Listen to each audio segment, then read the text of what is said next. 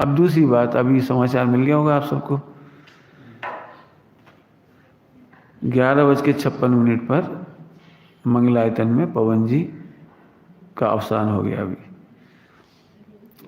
तो आज हाँ, पवन जी अलीगढ़ मंगलायतन के बहुत बड़ा आधार थे। वो पूरे हिंदुस्तान में मोक्षों के लिए एक बहुत बड़े आधार स्तंभ थे, बहुत बड़े आधार स्तंभ। आज योगेश जी के मामले में जो कुछ भी एक बहुत बड़ी ताकत बनकर पीछे खड़े थे, बिना बिना डर के, माने आज ऐसा एक बहुत बड़ा आधार चले गए, यूँ समझो। बच्चों के लिए अभी भी वो बोल रहे थे निःशुल्क पढ़ाई, हमें योग्य बच्चे चाहिए, हम निःशुल्क पढ़ाएंगे उनको, डीपीएस में भी और संस्था में भी फ्री रखेंगे। उन्हें बड़ी बड़ी योजनाएं थी उनकी।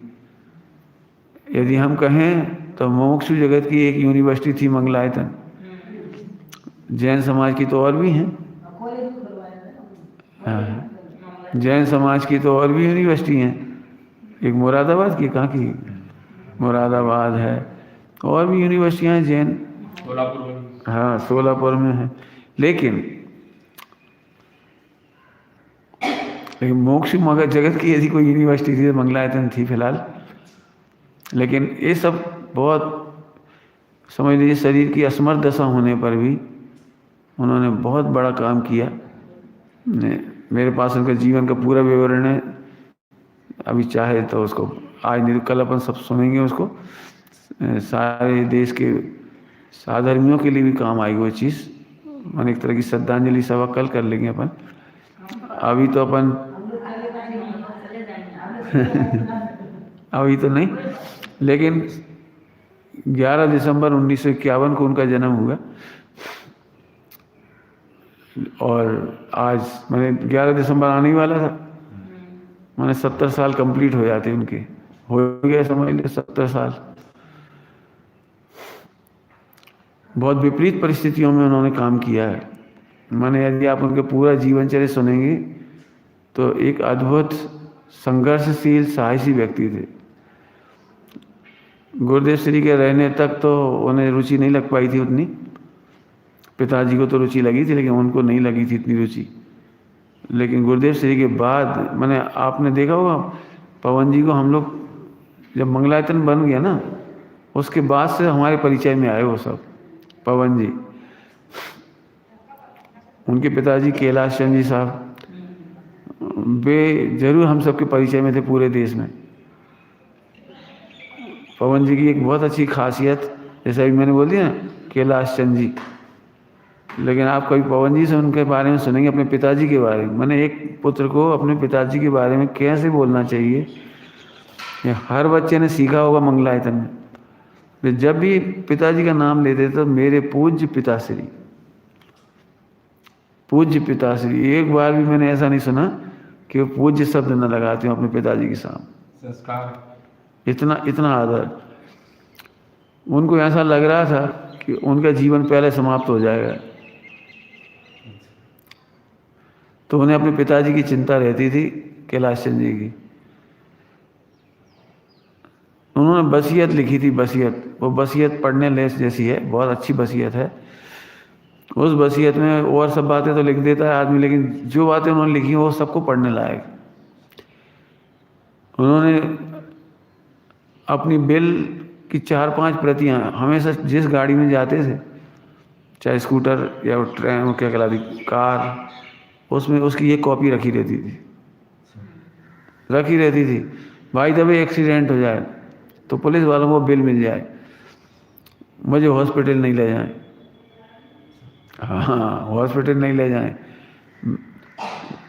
बेटे के लिए लिखा, एक एक व्यक्ति के लिए लिखा उन्होंने, बेटे के लिए लिखा, बेटे मेरे बाद मेरे पिताजी श्री को, पूज्य पिताश्री को तुम प्रतिदिन इतने मिनट जरूर देना, 30 मिनट, 10 मिनट, 5 मिनट जरूर देना। मैंने लिखा समय। जैसे वे स्वयं रोज सुबह उठकर उनके पीठ पर हाथ फेरते थे, सीने पर हाथ फेरते थे, पीठ पर हाथ फेरते थे, उनसे बातचीत करते थे, क्योंकि उन्हें सुनाई नहीं पड़ता था आखिरी में कैलाश चंद जी को। लेकिन वे बिल्कुल आंखों से भी कम दिखने लगा था, दिखता भी नहीं था कम, और सुनना ही नहीं, एक्सपायर हो गए, हाँ। लेकिन वे प्रतिदिन उनके पास बैठते थे सुबह सुबह। मैंने कभी उनको ऐसे नहीं छोड़ा, अपने हाथों से भोजन कराना पड़े।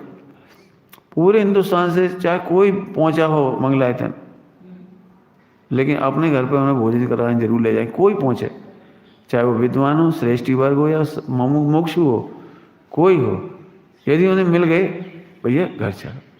और सबसे अच्छी बात ये थी कि नौकरों के भरोसे नहीं छोड़ते थे भोजन कराना, स्वयं खड़े रहते थे, स्वयं नजर रखते थे, देखो भाई लाओ लाओ, ऐसा मतलब बैठ, एक बार भी ऐसा नहीं हुआ कि वे खुद वहां खड़े बैठे ना रहे हों।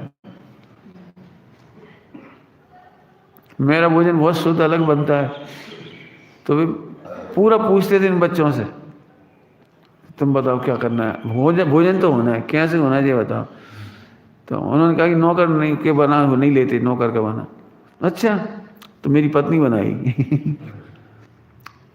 सचिन जी की वाइफ को बुलाया कि पंडित जी का भोजन होना है, खनिया दाना से अपने अशोक जी की मिसेज है, उन्हें बुलाया, भोजन कैसे होगा तुम जानो, हमें नहीं मालूम, भोजन होना है। उन्हें 3-3 जने मिलकर के पूरी शुद्धता सावधानी, गाय का घी, अटपेरा घी, गाय का दूध, गाय का घी, मैंने हर चीज़। मैं अपना भोजन खुद बनाता था, तो बोले तुम क्या बनाते हो, मैंने खिचड़ी बनाता हूँ। तो बोले मुझे खाना तुम्हारे हाथ की खिचड़ी। मंदिर से आ गए भैया, उसी दिन मेरी खिचड़ी जल गई। मैंने सोचा थोड़ा गर्म हो जाएगी, तो मध्य आंच पर रख दी और जल गई। और अब आ गए हो, तो मैंने मना, अब कैसे मना करें, ये नहीं समझा कैसे मना करें कि आप जली हुई है। नहीं नहीं, जैसे भी आप दो। और बड़ी टेस्ट लेके खाई उन्होंने, मतलब जली हुई खिचड़ी भी उन्होंने बड़े टेस्ट से लेके खाई, और हमें से याद करते थे बहुत बढ़िया, गजब। मैं यदि बच्चों को भी संबोधन करता था ना, वहाँ बच्चों को पर्सनल क्लास लेता था बच्चों की, तो भी आकर के खड़े हो जाते, बोले गार्ड साइकिल में चल, वो व्हील चेयर पे आ जाते थे, सुनते थे क्या बात कह रहे हो आप। बहुत सारी बातें हैं, बहुत सारी बातें हैं, लेकिन एक अद्भुत व्यक्तित्व खोया समाज ने। मैंने युगों में कभी ऐसे कोई व्यक्ति अपने मिलते हैं जो सारे समाज की चिंता करती। खान पान भी उनका घर में शुद्ध ही था, बाजार होटल का नहीं खाते, पानी छन्ना। जैसे उन्हें हमने बताया कि आपके घर में ये कम हो रहा है, फौरन नौकर को बुला, समझो पंडित जी क्या कह रहे हैं, समझो सब्जी कैसे छोकी जानी चाहिए, देखो समझो। देखो दूध, अटपेरा दूध में से घी कैसे निकालते हैं, समझो समझो। मैंने कभी उन्हें कोई कह दे कि आपके यहाँ घी ठीक नहीं निकल रहा, तो ऐसा नहीं विलम्ब, अब हाँ तुम लोग तो करते रहो, नौकर को बुलाएंगे, पूरी प्रोसेस समझाएंगे उसे, आपको घी ऐसे निकालना है, दूध ऐसे गर्म करना है। कोई प्रॉब्लम भी होती थी पूछते थे, इस संबंधी क्या सुधार कर सकते हैं हम मंदिर में, इधर उधर जो भी। मैंने आप देख सकते हो पूरे हिंदुस्तान में जो सुधार मंगलायतन में हुआ है, वो सुधार हमें अन्यथा देखने को नहीं मिल पाता। जैसे वहाँ महिलाओं को सिर ढांकना कंपलसरी, ये बात कोई नहीं कहता, लेकिन वहाँ कंपलसरी है। इतनी सारी चुन्नियाँ रखवा दी उन्होंने, बिना चुन्नी ओढ़े कोई नहीं जाएगा मंदिर में। बेल्ट उन्होंने मंत्री तक के उतरवा दिए, जो आते हैं डायरेक्ट, क्या कलेक्टर या कोई भी IAS IP, कोई भी मंत्री भी, तो उनको भी उतरवा के, और जूते चप्पल अलाउ नहीं। मई जून की गर्मी में भी आओ तो आप वहाँ ये चप्पल रखी, उन्होंने सैकड़ों चप्पल रखवा दी कपड़े की। परिसर में यदि आपको घूमना है तो जूते चप्पल पहन कर नहीं, जूते का वो बेल्ट नहीं, आप ये ले लीजिए। मैंने बहुत सुधार लिखे हुए हैं वहाँ पर, आप चड्डा पहन के नहीं जा सकते वहाँ। मैंने आप कल्पना नहीं कर सकते, ऊपर कैलाश पर्वत पर अक्सर खाली रहता है, ये अक्सर खाली रहता है, तो लड़के लड़कियां वहाँ आकर के बैठ जाते हैं, स्कूल कॉलेज के आसपास के। तो स्पेशल केवल इतनी बात के लिए कोई वहाँ बैठे नहीं, वहाँ वॉचमैन लगाया हुआ है हमेशा। वॉचमैन, अब सोचो एक वॉचमैन को कम से कम 10-15-20 हज़ार रुपये देने पड़ते हैं। ऊपर वो भी लगवा रखे हैं CCTV, कोई बैठना नहीं चाहिए ना, अब असली हरकत नहीं होनी चाहिए ऊपर। आसपास जो पार्क वगैरह हैं वहाँ भी मतलब निगरानी, ऐसी बहुत सारी चीज़ें हैं। मैंने बिल्कुल हैं, अभी सिविल साहब उसमें गए थे। हाँ। भैया आए तो पढ़ने। सही बात है। मैंने उन कहने मतलब है कि बहुत ही अच्छा लगा। एक व्यक्तित्व था हमारे पास, आज नहीं है वो। अब सारा देश अपेक्षा करेगा कि स्वप्निल जी उस भार को उठाएंगी, निर्वाह करेंगे, विद्वानों का आदर करेंगे, विद्वानों की और आगम की मर्यादा में रहेंगे। सभी लोग उनसे ही अपेक्षा रखते हैं। वो भी नरम है, जीव सरल है, बोलने से बचते हैं। वो मैंने देखा, उज्जैन आए थे तो स्वागत किया उनका, तो 2 अक्षर नहीं बोले। बोलने का काम आपका, बोले बोलना मैं नहीं। बच्चों के साथ बच्चे बन के खेलना, क्रिकेट बच्चों के साथ खेलती है। मतलब ऐसी बहुत सारी चीज़ें हैं पवन जी की, बहुत सारी विशेषताएं जो एक जैसे इतने विद्वान काम कर रहे हैं वहाँ पर मंगलायतन में, 4-5 शास्त्री थे। हर महीने का नियम था, महीने में एक बार सबके साथ भोजन जरूर करेंगे। अपने घर बुलाते थे सबको, गाड़ी भेज देते थे, सब लोग आ जाओ, एक दिन भोजन सबके साथ करें। मैंने ऐसा नहीं कि आप हमारे कर्मचारी हो, पूरे देश में शायद ही कोई ऐसा व्यक्ति होगा, शायद, कि अपनी संस्था में काम करने वालों के साथ महीने में एक बार नियम है, बैठेंगे भोजन करेंगे, एक साथ भोजन करेंगे। ऐसी बहुत सारी उनके जीवन की, जितने जितने करीब गए जब पता लगा, पिछले मैंने उनके पास 4-5 बार जी हो गया ऑपरेशन हार्ट के, पेस मेकर लगा हुआ था उनका। बताते थे पेस मेकर की तकलीफ, बताते थे करंट के झटके लगते हैं उसमें, अंदर अंदर बहुत तकलीफ होती है उनकी। सबसे सबसे मैं नहीं समझता हूँ, पता नहीं ये गुण किस में होगा, जो उनमें एक था, चाहे जितनी बीमारी हुई हो, आधी रात को भी नींद खुलेगी तो गुरुदेव को सुनेंगे और पढ़ेंगे। मैंने 5-6-8 घंटे, 5-6 घंटे से कम तो मैंने 12-14 घंटा से कम स्वाध्याय पढ़ ले कि नहीं, पर्सनल करते थे और गुरुदेव का भी सुनते थे। और सुनने का ऐसे ही नहीं था, केवल सुनने का ऐसे ही नहीं था मतलब हाँ सुन रहे हैं।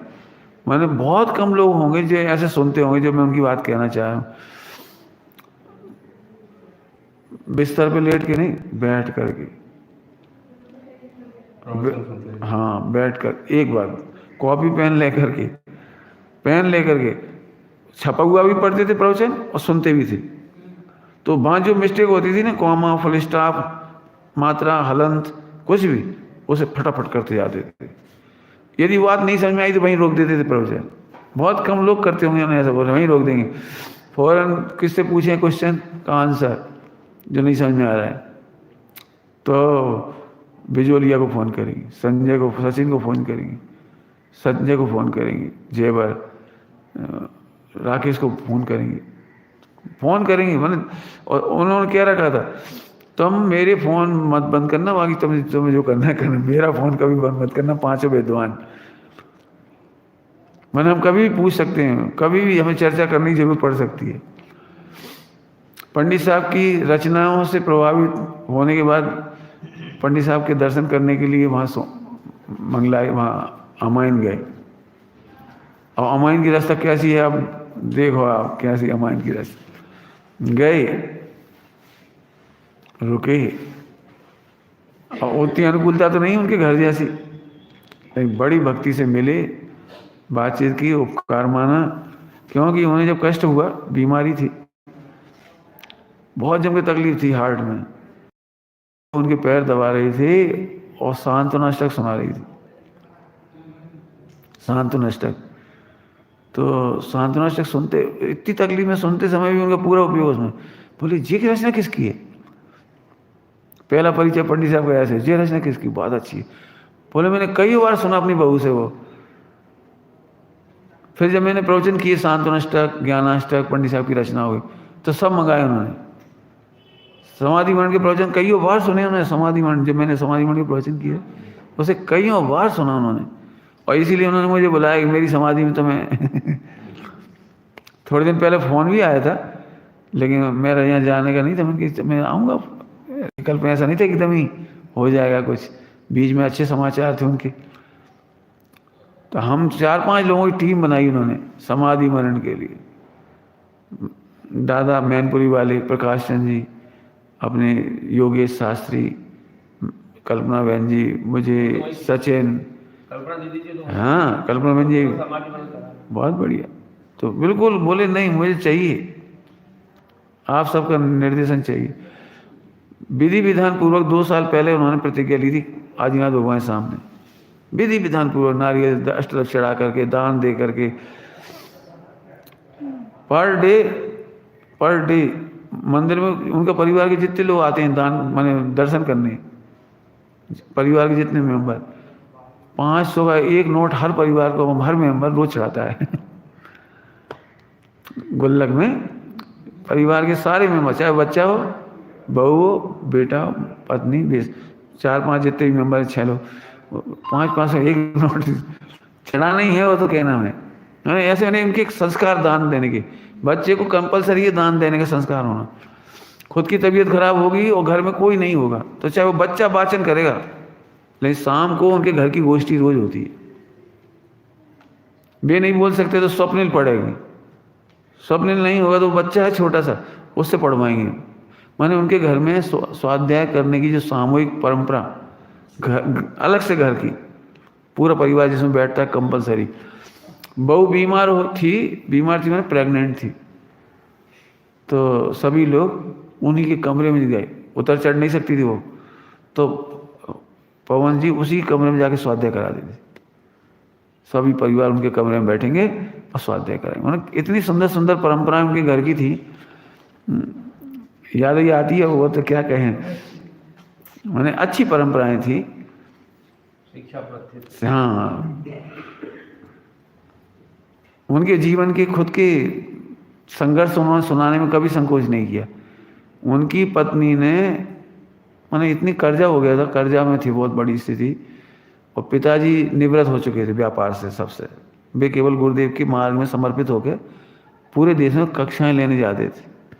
आपने तो देखा है, नहीं देखा पंडित कैलाश चंद जी को? हमने उनको बहुत सुना देखा। वे पूरे हिंदुस्तान में जाते थे पढ़ाने के लिए, और महीना 2-2 महीने, 6-6 महीने, 4-4 महीने, जैसा जरूरत हो आप जितना रोक लो ने, और 3 या 4 टाइम पढ़ाते थे।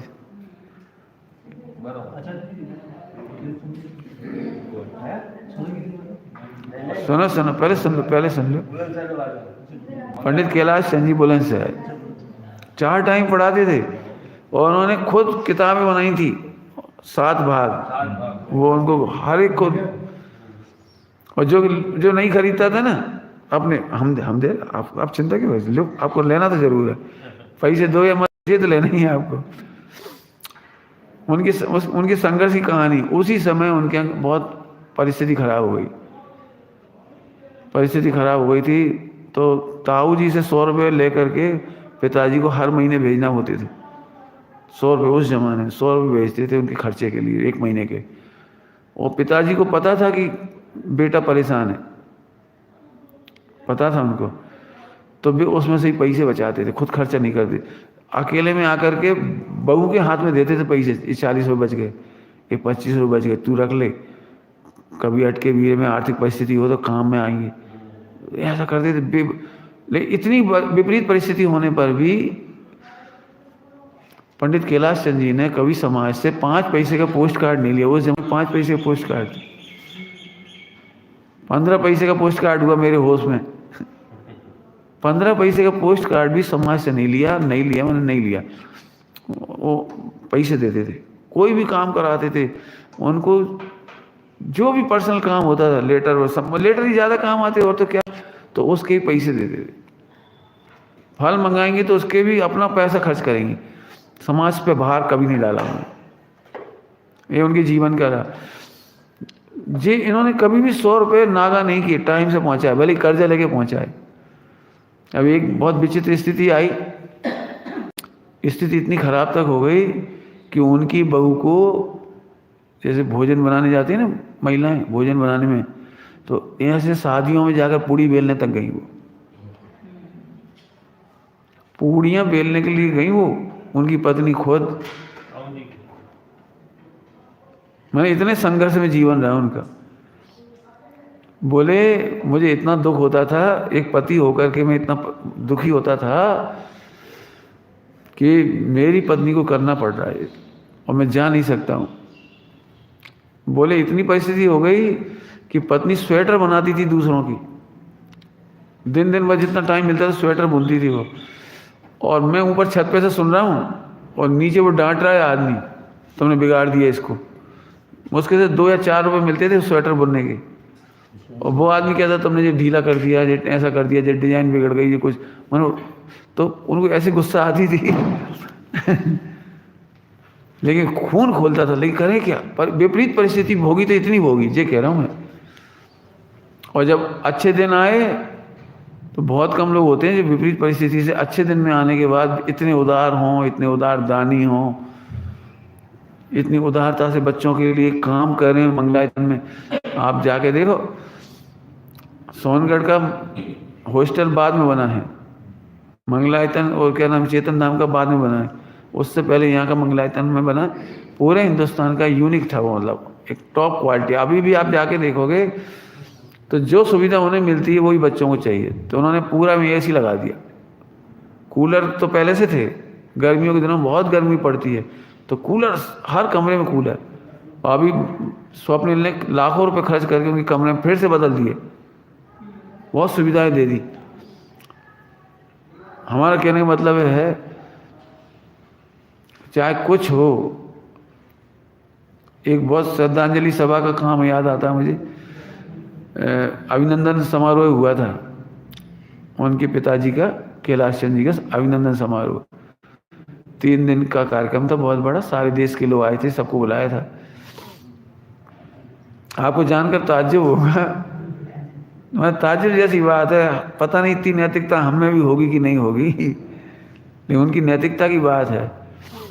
उन्होंने मंगलायतन परिसर और डीपीएस और जहाँ जहाँ उन्होंने कमरे बुक किए थे विद्वानों को ठहराने के लिए, साधर्मियों को ठहराने के लिए, जहाँ जहाँ भी, उस सब का 3 दिन का बिजली का किराया, आवास का किराया, जैसे आपसे मान लो 200 रुपये लेते, मान लो 1 दिन का, तो उनने भी चुकाए वो 200 रुपये एक कमरे का। भोजन का खर्च, बिजली का खर्च, डीजल का खर्च, एसी का खर्च, मैं जितने खर्चे थे उस सबके कम से कम 10 लाख रुपए से ऊपर 3 दिन का खर्च उन्होंने 10 लाख रुपए केवल मेंटेनेंस के दिए उसमें। कैसा लगता है अपने को लगता है कि अरे अपनी संस्था है, अपन ने तो बनाई है। बोले संस्था घाटे में चली जाती, कई बार जाती है, तो जितना भी घाटा होता उसका घाटा भी अपने पावना ग्रुप से भरते थे उसको। अब घाटा कैसे होता होगा, देखो जैसे आप ये परिसर है पूरा, इसमें कम से 1-1.25 करोड़ रुपए सालाना खर्च है, मैंने 20-25 हज़ार का तो डीजल हर महीने लग जाता है। मामूली बात है, क्यों 1 मिनट भी आप देखते हो लाइट बंद नहीं रख सकते, चाहे दिन हो या रात, ऑटोमेटिक वो जनरेटर चालू हो जाएगा। तो ऐसी वहाँ की स्थिति है मंगलायतन की। मंगलायतन यूपी में होने के कारण लाइट बहुत कटती है, और एक भी बच्चे को ऐसा नहीं हो सकता है आज रात को लाइट कट गई तो रात को 2 घंटे बच्चे गर्मी में परेशान होंगे। मैंने 24 आवर लाइट की व्यवस्था करना, अपन लगता है हॉस्टल चला रहे, मैंने हॉस्टल चलाने पर कितनी कष्ट होंगे। मैं तो चाहता था कि पवन जी सारे अनुभव लिख के जाएं, लेकिन बहुत उदार व्यक्ति थे और मैंने कोई कंजूसी नहीं किसी प्रकार की। खर्चे की तो क्या बताएं उधर का मेंटेनेंस कितना होता होगा, लेकिन जब भी कमी पड़ती है तो वो अपनी संस्था से भरते थे उसको। लेकिन कमी, मैं कई बार कहता था अब इतनी सी बात में गाड़ी क्यों दौड़ा देते हो, इतनी सी बातों पर सबको ऐसा क्यों करते हो। जैसे मंगलायतन बनाया तो 1 साल तक कुलपति जो होते हैं 1 लाख रुपए पर मंथ की सैलरी केवल घर बैठे दे रहे हैं उसे, 1 लाख रुपए पर मंथ की सैलरी। मैंने ऐसा क्यों कर रहे हो, काम तो उनका कुछ है नहीं। बोले उनके सिग्नेचर कीमती हैं, यदि उनके सिग्नेचर एक दिन भी जरूरत पड़ती है वो सिग्नेचर कर देते हैं, तो हमारी ऊपर से यूजीसी से फाइल पास होगी, उस ऊपर के जो काम होंगे, तब समझ में आया इतना महत्वपूर्ण व्यक्ति है। हाँ, मैंने केवल सिग्नेचर कराने के 12 लाख रुपए साल के चुका रहे थे उसको। ये तो एक छोटी सी बात बता रहा हूँ, मतलब मुझे घटना मालूम पड़ी, यूनिवर्सिटी का कोई गलती नहीं, गवर्नमेंट से ही स्कॉलरशिप नहीं आई बच्चों की, नहीं आई तो उन्होंने तोड़ फोड़ कर दी, तोड़ फोड़, ऑफिस मिटा दिए, तो बिजली तोड़ ताड़ दी, कांच की जो दीवारें वगैरह बनती हैं ऑफिसों में भी तोड़ ताड़ दी, बहुत नुकसान करी। अब गम खा के बैठे, क्या करो था। पवन जी कह रहे हमारी क्या गलती है, गवर्नमेंट से नहीं आई था। अब सोचो संस्था चलाना कैसा पसीने बहाने जैसी बात है। तोड़ फोड़ कर दिया, पुलिस में केस भी नहीं कर सकती, क्या करो, बच्चे हैं। लेकिन उन्होंने बहुत, मैं कहता हूँ उनके अभिप्राय की धन्यता है कि उन्होंने बिल्कुल पूरी ताकत लगाई कि उनके विद्यालयों में रात्रि भोजन ना हो। जैन बच्चे आए तो उन्हें बिल्कुल आलू जमी कर नहीं मिले, और रात्रि भोजन नहीं करना है तो बिल्कुल मत करो। बहुत, मतलब कुल मिलाकर के बहुत ही, जहाँ उन्होंने बनाई थी यूनिवर्सिटी उसी पास एक छोटा सा मंदिर और उसकी व्यवस्था वहीं अलग से रख दी कि बच्चे लोग निःशुल्क रहो हॉस्टल में, यहाँ सारे बच्चे वहाँ पढ़ो लिखो। हाँ बेटी, समझ में आया। मैंने बच्चों के लिए फिर एक बाई लगा दी, और ऐसी ऐसी घटनाएं घटती हैं। एक बाई थी कोलारस की, उसका बेटा कहीं चला गया, पता ही नहीं लग रहा कहाँ गया, गायब हो गया, मतलब अपने आप भाग गया, क्या हुआ। बहुत कोशिश करी उन्होंने, उसको अपनी माँ के समान रखा कि नहीं अब तुम्हारा पूरा जीवन हम खर्च उठाएंगे, आप यहाँ रहो, आपका इकलौता बेटा कहाँ चला गया मालूम नहीं। तो उसकी पूरी व्यवस्था बिल्कुल घर जैसे,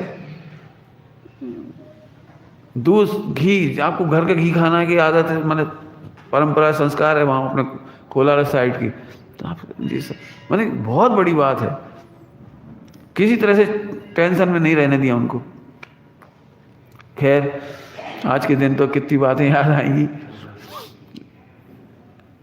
एक अद्भुत व्यक्तित्व थे, अब नहीं नहीं करता हुआ भी आखिरकार वो पूरा समय हो ही गया उन्हीं के बारे में। लेकिन अच्छा एक जीव, हम तो इसलिए ये बातें बता रहे हैं कि संकट में भी आप पढ़ते ना, दुख में कभी ना घबराएं, तब भी उन्होंने ईमान नहीं छोड़ा। अभी शिविर लगा हुआ था 2-3 साल पहले, शायद 2-3 साल पहले की बात होगी, 2-4 साल पहले भी प्रतिज्ञा करके आ गए कि हम शिविर स्थल से नहीं जाएंगे, मैंने मंगलायतन से नहीं जाएंगे। अलीगढ़ रहते थे उस समय। अब यहाँ फोन आया कि अलीगढ़ में उनके मकान में शॉर्ट सर्किट से आग लग गई। अब पूरा आग लग रही, जल के सब गड़बड़, और भी यहीं थी वो प्रवचन में बैठे रहे। बस केवल खबर आई तो 1-2 जनों को मैसेज कर दिए फ़ोन करके, आग लग गई है, व्यवस्था कर लो। भी यहीं बैठे रहे, मैंने कोई को पता ही नहीं लगा उनके चेहरा देख के। मैंने बहुत बड़ी हिम्मत की बात है आपकी। बोले अब अपन क्या कर सकते हैं, आग लगी तो लग गई, अब क्या कर सकते हैं। यही समय तो है अपना क्रमबद्ध पर्याय का विचार करने का, और फिर बचाने वाले बचाएंगे, करने वाले कर ही रहे हैं वहाँ, अपन करेंगे। आँख उल्टा करके क्या करें, हम प्रवचन छोड़ के क्यों जाएं। मैंने उस प्रवचन स्थल पर बने भी रहे शिविर के टाइम, और जो विद्वानों का आदर करना था, आभार करना, जो भी करना, उस काम में कोई कमी नहीं, और गए ही नहीं वहाँ। अब कहने लगे जो हो गया तो हो ही गया, उसमें क्या करेंगे, देखने वाले देखेंगे। मैंने इतना, उनके जीवन के प्रसंग बहुत सारे हैं, लेकिन संकट में भी कैसे रहना ये उनसे सीख सकता है। बीमारी होने पर भी उन्होंने कहा नहीं मैं होटल इधर का नहीं खाऊंगा, मैं जैन हूँ। अब भूख जम के लग रही, और ऑपरेशन के बाद भोजन करना है, और हॉस्पिटल का भोजन करना नहीं अमेरिका में। तो न कैसे उनका सेक्रेटरी था, एक महिला को देख के पहचान गया कि ये शायद जैन है। तो उनसे पूछा क्यों आप जैन हो, कि हाँ। अरे तो फिर एक काम कर दो, बस खिचड़ी बना दो, आप अपने घर से खिचड़ी बना दो और एक थर्मस में दे दो। तो बोले कहाँ हमें खिचड़ी मिल गई, वो एक जैन के घर में, फिर उन्होंने खिचड़ी बनवाई, वहाँ से ला के दी। मैंने पवन जी कहते हैं बीमारी के बाद, उठने के बाद, और उस अमेरिका जैसी जगह जहाँ अनछना पानी नहीं पीना, उसके भोजन नहीं करना था उनका। बोले ऐसा लग रहा था कि बस अमृत मिल गया। बहुत सरलता से उन्होंने अपने जीवन हमें बताया। उनके पास बैठ करके उनके पिताजी का भी पूरा जीवन चरित्र मैंने नोट किया, और उनका भी किया, दोनों का ही मैंने लिख कर रखा। और जब हम एक साथ थे तो बहुत चर्चा वार्ता की इस विषय पर, क्योंकि मैंने कहा आपकी बात फिर हो सकता है आपके बारे में जितनी डिटेल किसी को मालूम ना पड़े। तो उन्होंने उदारता से बताई भी, और मैंने समझ लो बहुत निकटवर्ती अपना चला गया। लेकिन अच्छे गुण हमेशा जीवित रहते हैं। आज पूरे देश को, समाज को उनके जीवन से बहुत कुछ सीखने को मिलेगा, मिलना चाहिए। बाकी सब तो होंगी, लेकिन जो मेरे विकल्प आए मैंने बता दिया। अभी समय हो गया, जानकारियाँ बहुत हैं। अपन चाहे तो मेरे से फाइल लेकर के उनकी जीवन चरित्र की अपन चाहे तो व्हाट्सएप पर डाल सकते हैं, तो सभी लोगों से पढ़ सकते हैं। समय हो गया, आइए दोषी जी पधारिए। बेटे जिनवाणी ब्राह्मण करो इधर। और हमारे तो आज प्रवचन हुए।